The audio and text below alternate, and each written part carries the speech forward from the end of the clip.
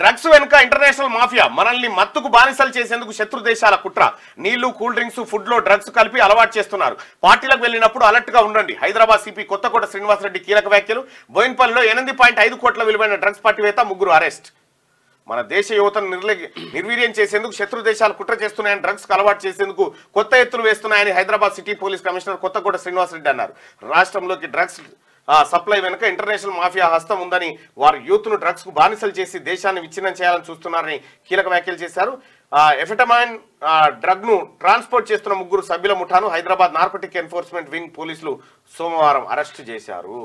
శత్రు దేశాలు మన యువతను నిర్వీర్యం చేయడం కోసం డ్రగ్స్ అలవాటు చేస్తుంది. నీళ్ళలో కలిపి దాంట్లో కల్పిస్తా ఉన్నారు. మన హ్యూమన్ రిసోర్స్ ఉంటాయి కదా, మానవ వనరులను మొత్తం నాశనం చేస్తేందుకు ఈ పని చేస్తున్నాయట.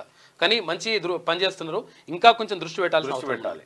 ఇక కబ్జా, ఇగో నిన్న కబ్జా చేసుకొని కూర్చుంది. నిన్న హైడ్రా వచ్చి అనామతం కుర్చీ లేపుకొని పోతుంది. అది అందరికీ శరార్థులు. పెన్నుతో మీకు మంచి సోపతుందా? తెలంగాణ యాసలో ముచ్చట్లు రాయడం మీకు తెలుసా? మీలాంటోళ్ళని ఎత్తుకుతుంది మా క్యూ న్యూస్. మరి ఆలస్యం చేయకుండా మాకు ఫోన్ చేయండి. 8688892608. లైక్ చేయండి.